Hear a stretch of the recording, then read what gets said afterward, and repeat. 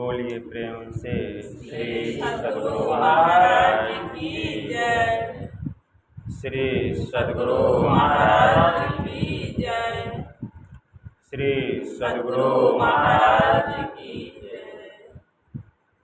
नमामि अमित ज्ञान रूपं कृपालम् अगम बोधदाता सुबुद्धि निधि विशालम् क्षमाशील यति धीर गंभीर ज्ञानम् धर्मकील दृढ़ धीर समधीर ज्ञानम् जगत त्राणकारी आधारी उदारम् भगत प्राण रूपं दयागुण अपारम् नमो सतगुरुं ज्ञानदाता सुस्वामी नमामि नमामि नमामि नमामि नमामि नमामि नमामि महाराज सद्गुरु है राजन को राजा है जिनकी कृपा से सरय सर्व काजा भने में ही सोई परम गुरु नमामि नमामि नमामि नमामि नमामि नमामि नमामि श्री सद्गुरु महाराज की जय। अव्यक्त रूप में परमाराध्य संत सद्गुरु महाराज के पावन कमल चरणों में बारंबार नमन। आदरणीय सत्संग प्रेमी गुरुजनों, भक्तिमती माताओं एवं धर्मशिला बहनों, यह संत मत का साप्ताहिक मंगलवार का सत्संग है, जिसमें हम लोग अपनी अपनी उपस्थिति दर्ज कर रहे हैं। अभी हम लोग गुरु की महिमा के संबंध में सुन रहे हैं। ज्ञान संकलिनी तंत्र में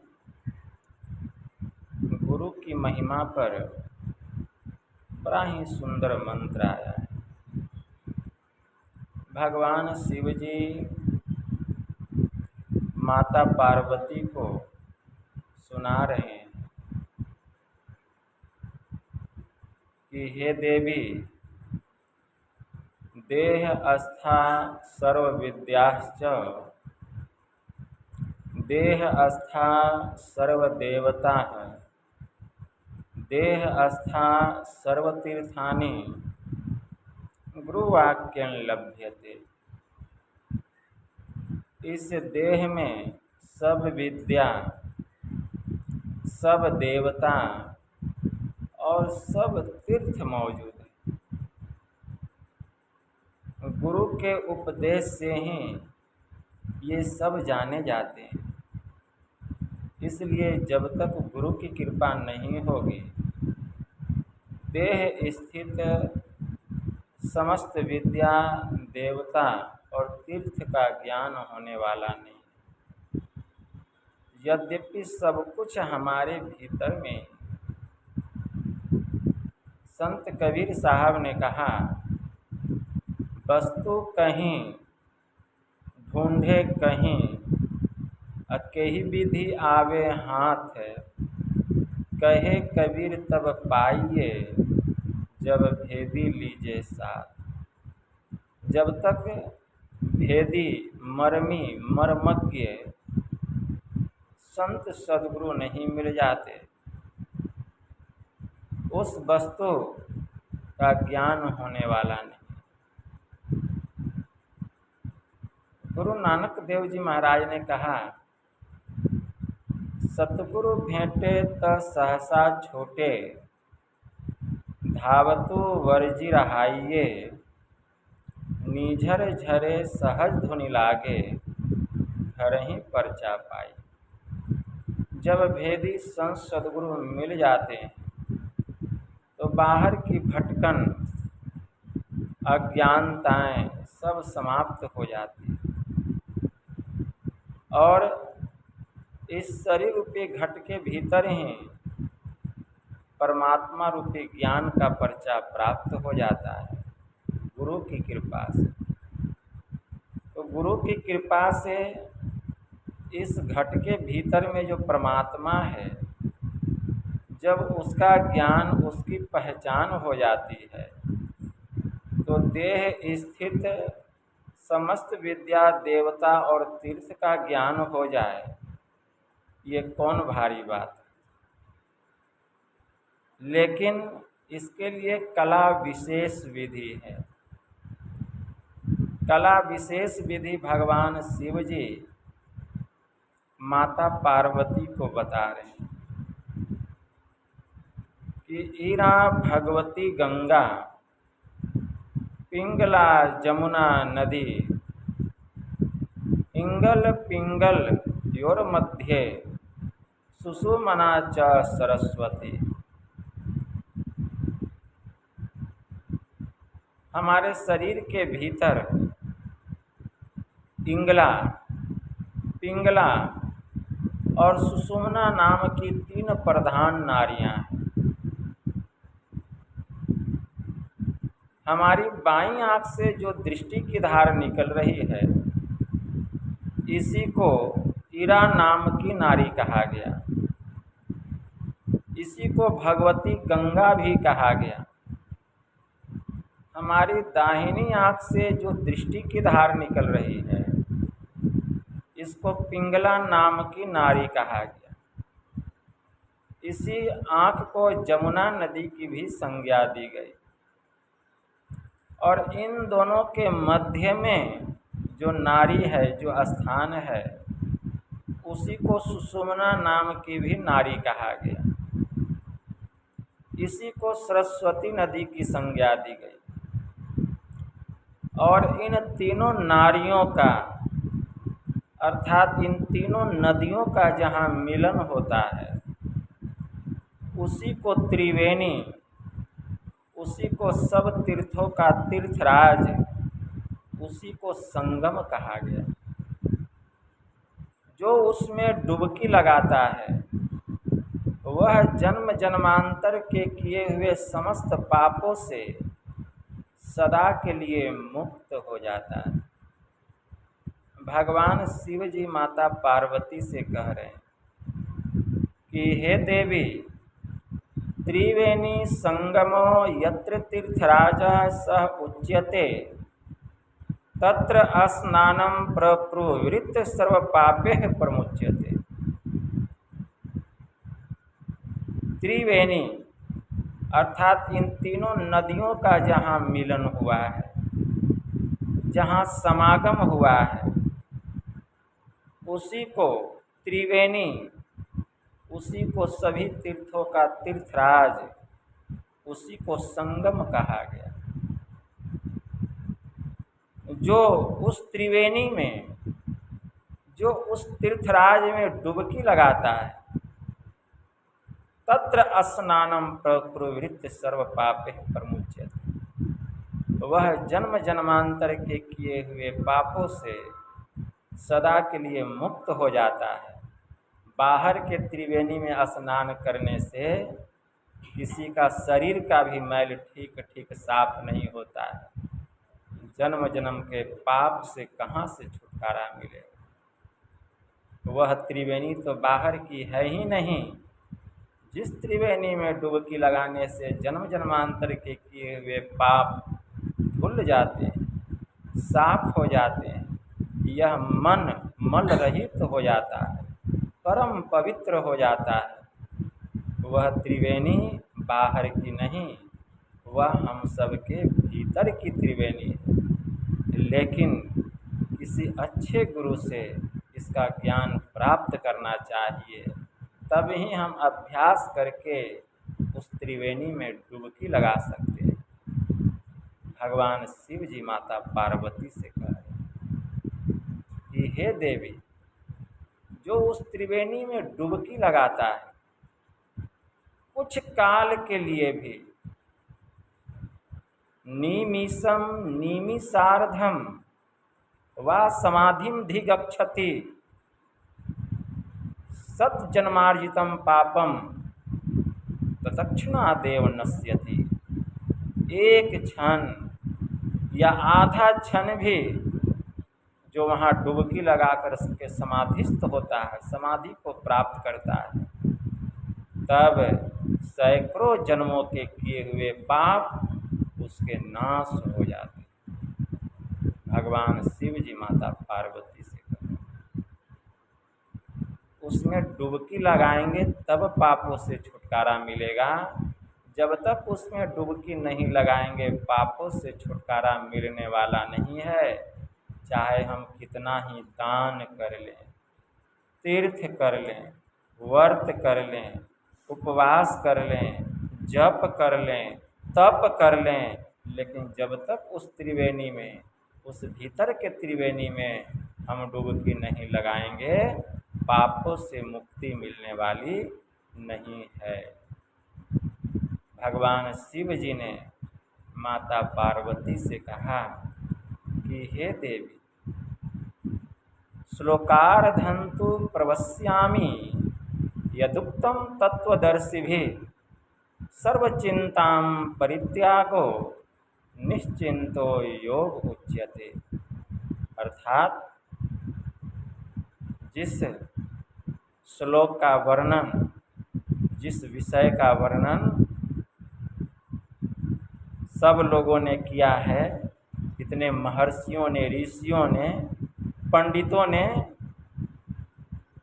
उसी विषय का वर्णन मैं आधे श्लोक में करूँगा। सर्वचिंतां परित्यागो निश्चिंतो योग उच्यते। सभी चिंताओं से मुक्त हो जाने को, निश्चिंत हो जाने को ही योग कहते हैं। भगवान महायोगेश्वर श्री कृष्ण ने अर्जुन से कहा, योगः कर्मसु कुशलम, अर्थात कर्म करने की कुशलता को ही योग कहते हैं। निश्चिंत होना, all attention without any tension is called meditation. सभी प्रकार के तनाव से मुक्त हो जाना, निश्चिंत हो जाना, एकाग्रचित्त मन को ही ध्यान कहा गया। भगवान शिव माता पार्वती से कह रहे हैं कि हे देवी, यहाँ मन, वाक्य और कर्म तीनों लय हो जाता है। स्वप्न भी बिना निद्रा की तरह, बिना अवलंब के यहाँ ज्ञान प्राप्त होता है। मनोवाक्यम तथा कर्म तृतीयम यत्र लीयते, बिना स्वप्नम तथा निद्रा ब्रह्म ज्ञान तदुच्यते। अर्थात मन, वाणी और कर्म तीनों जाकर के जहाँ लय हो जाते हैं, और स्वप्न भी बिना निद्रा की तरह, बिना अवलंब के जो ज्ञान प्राप्त होता है, इसी को ब्रह्म ज्ञान कहा गया।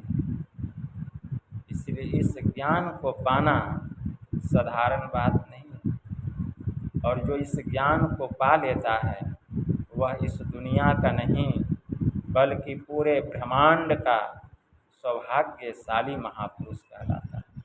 संसार पर उसकी विजय हो जाती है।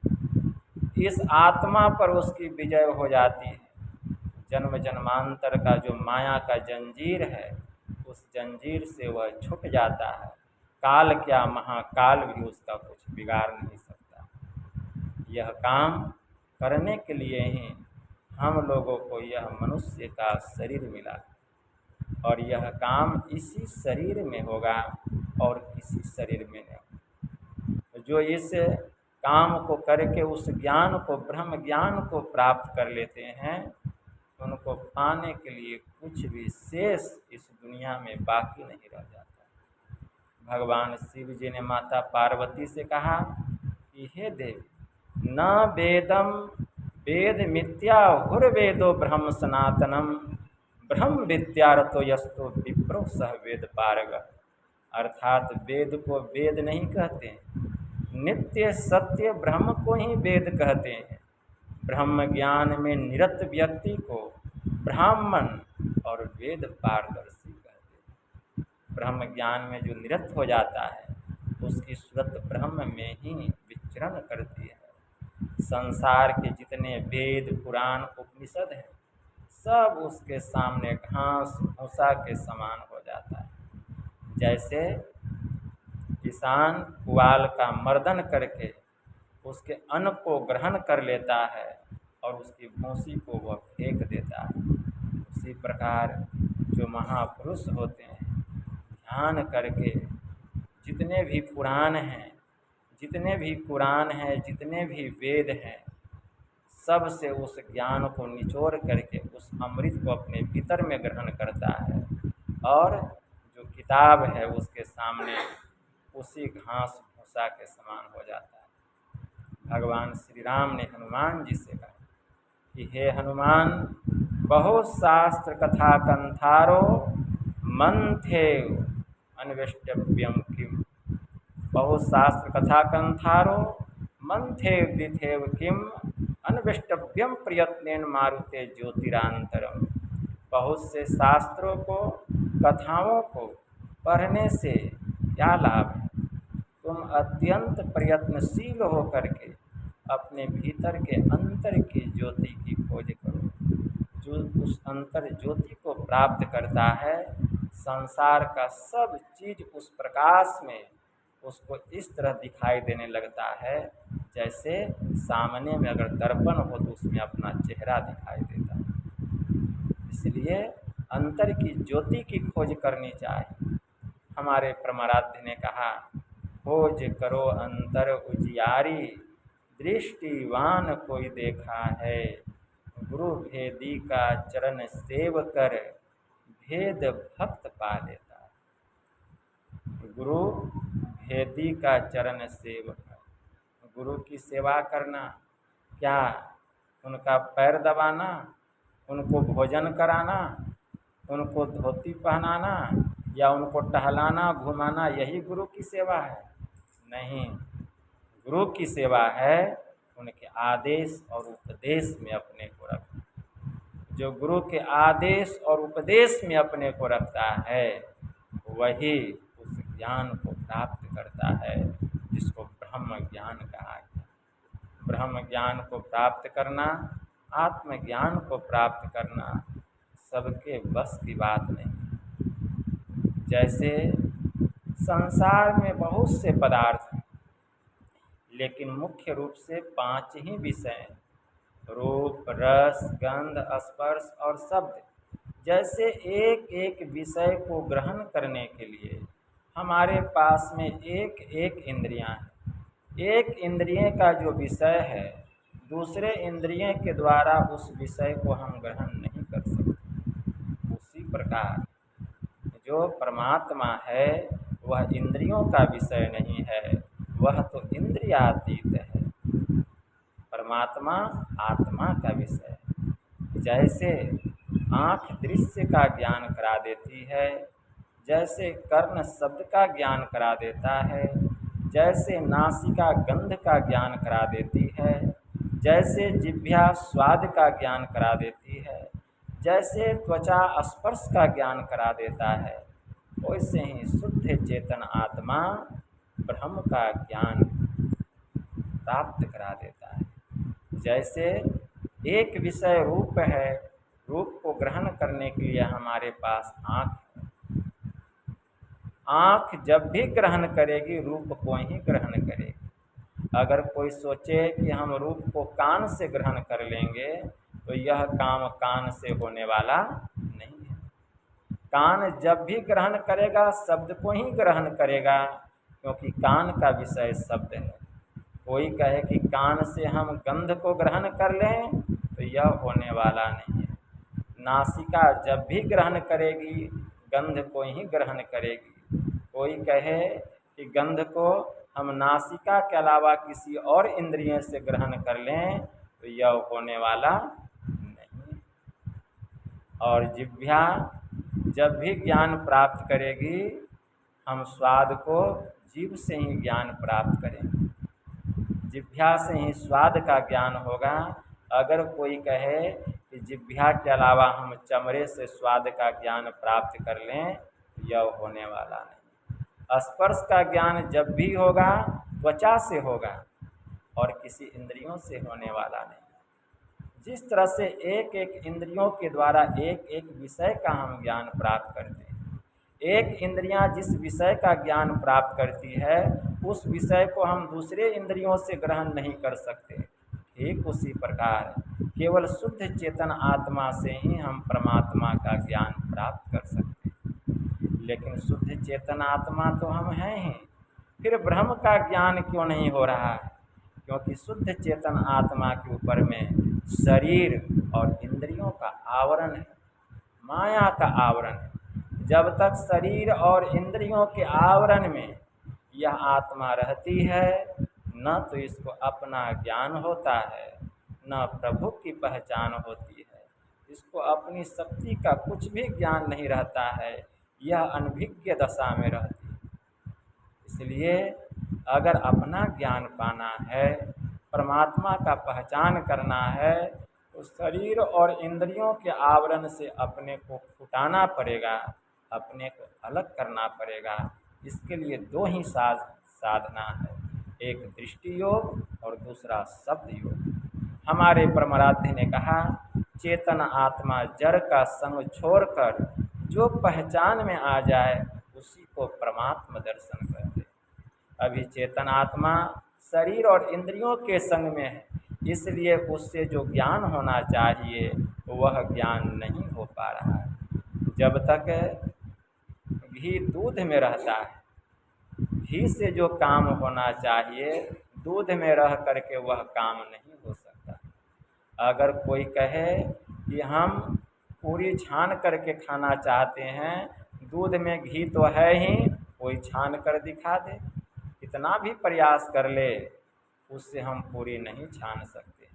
लेकिन जैसे ही दूध से घी को अलग कर लेते हैं, तब घी से जो काम होना चाहिए पूरी छानने का वह हम काम कर लेते हैं। एक उसी प्रकार जब तक शरीर और इंद्रियों के आवरण में चेतन आत्मा रहता है, तब तक न अपना ज्ञान होता है और न इस आत्मा के द्वारा जो काम होना चाहिए परमात्मा की पहचान वो भी नहीं होती। लेकिन जैसे ही शरीर और इंद्रियों के आवरण से हम चेतन आत्मा को अलग कर लेते हैं, तब इसका जो काम है ब्रह्म की पहचान करना वह हो जाता है।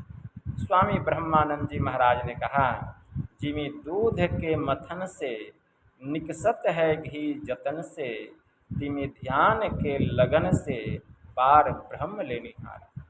इसलिए ध्यान योग करना पड़ेगा। जब तक हम ध्यान योग नहीं करेंगे यह काम होने वाला नहीं।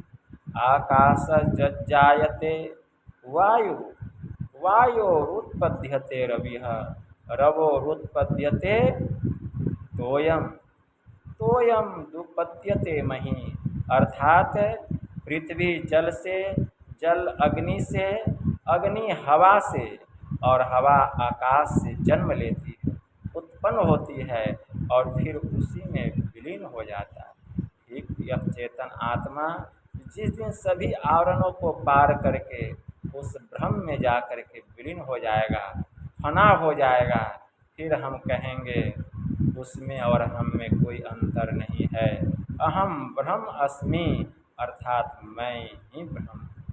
यह अद्वैतवाद और द्वैतवाद दोनों समाप्त हो करके अहम ब्रह्म अस्मि इस सत्ता की स्थापना हो जाए। अर्थात हम प्रभु प्रभु हम एक ही होई, द्वंद्व और द्वैत रहे नहीं कोई, मैं ही ऐसी आरती कीजे, अब भव में जन्म बहुरी नहीं लीजे, फिर इस संसार में वापस आना नहीं पड़ेगा। यही थोड़ा सा आप लोगों की सेवा में कहा। बोलिए प्रेम से श्री सद्गुरु महाराज की।